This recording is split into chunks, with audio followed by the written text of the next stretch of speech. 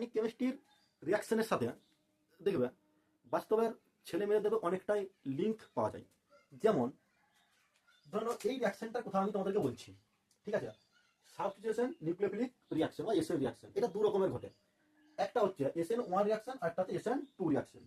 এবার ব্যাপারটা হচ্ছে এরকম যে SN1 রিয়াকশন এই ঘটনাটা হচ্ছে এরকম যে এটা কিন্তু এটা যেটা পরিবারের মেয়ে যদি হয়, যেখানে এইগুলো হচ্ছে কি পরিবারের কি গার্ডিয়ান, মানে কি মেয়েটার বড়, তাহলে কি আমরা সকলেই কি চাইবো একটা মেয়েকে মানে গাইডে রাখতে চাইবে তার পরিবারের লোকজনেরা।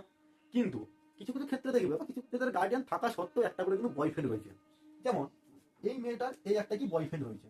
এবারে ব্যাপারটা হচ্ছে এরকম যে এটা তো স্বাভাবিক, ভালো যদি কেউ অপশন পায় নিশ্চয়ই তাকে সে অ্যাপ্রোচ করতে চাইবে।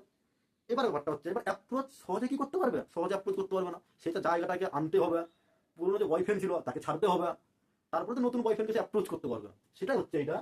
তাহলে এই মেয়েটা কি করবে, তার এই পুরোনো বয়ফ্রেন্ডটাকে ছেড়ে দিবে, মানে কি বিয়ারকে কি ছেড়ে দিবে।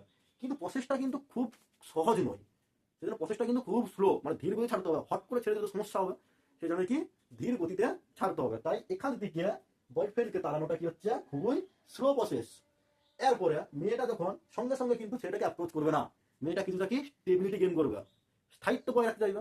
কি করে স্থায়িত্ব বজায় রাখবে, তাদের ফ্যামিলির কাছ থেকে স্থায়িত্বটা সে বজায় রাখতে চাইবে। এরপরে যখন ভালো যখন ছেলে ফ্যামিলি যখন সন্ধান করবে যে একটা ভালো ছেলে পেয়েছি, ওকে তুমি বিয়ে করো, ঠিক আছে, তখন মেয়েটা কি অবভিয়াসলি সেটাকে অ্যাপ্রোচ করবে, স্বাভাবিক ব্যাপার।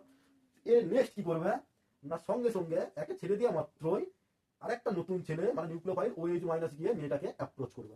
অ্যাজ এ রেজাল্ট পুরোনো বয়ফ্রেন্ড চলে গেল, নতুন বয়ফ্রেন্ডের সাথে সে সংসার করলো। এই প্রসেসটা কিন্তু খুবই ফাস্ট, কারণ পুরোনো বয়ফ্রেন্ড ঝামেলা করতে পারে, মেয়ে অন্য কিছু করতে পারে, সেই জন্য বাড়ির লোক কি করছে না তাড়াতাড়ি মেয়ে দিয়ে দিয়ে দিচ্ছে নতুন বয়ফ্রেন্ডের সঙ্গে, অর্থাৎ OH মাইনাস অ্যাপ্রোচ করলো, তারপর ওরা সুখে শান্তিতে কি সংসার করলো। সেটা হচ্ছে কি SN1 রিয়াকশনের মধ্যে। নেক্সট যেটা হচ্ছে সেটা হচ্ছে SN2 রিয়াকশন।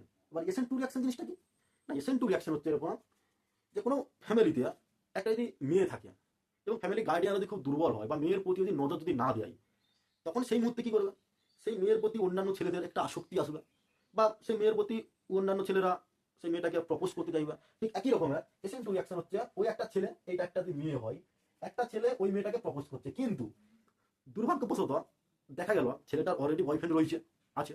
সেই মুহূর্তে কি করবে, এবারে সেই মেয়েটা দেখতে হবে যে তার যে পুরোনো যে বয়ফ্রেন্ড ছিল তার থেকেও, ঠিক আছে, ওই নতুন যে বয়ফ্রেন্ড তাকে অ্যাপ্রোচ করছে সে ওই দলটা বেটার। তখন মেয়েটা কি করবে না, নতুনের সঙ্গে সম্পর্ক সে তৈরি করবে, আর পুরনোর সঙ্গে সম্পর্ক সে ভেঙে দিয়ে যাবে অবভিয়াসলি। তখন মেয়েটা পুরোনো বয়ফ্রেন্ডকে ছেড়ে দিচ্ছে, মানে এইটাকে ছেড়ে দিচ্ছে এবং এর সাথে সম্পর্ক তৈরি করছে। এমন একটা পর্যায়ে আসবে যে পর্যায়ে কি করবে না, অবভিয়াসলি মেয়েটা নতুন বয়ফ্রেন্ড যে ভালো, সে ভালো বয়ফ্রেন্ডের সঙ্গে কি হচ্ছে সম্পর্ক স্থাপন করবে, আর তে পুরোনো বয়ফ্রেন্ডকে কি অবভিয়াসলি ছেড়ে দিবে। এটা হচ্ছে কি SN2 রিয়াকশন।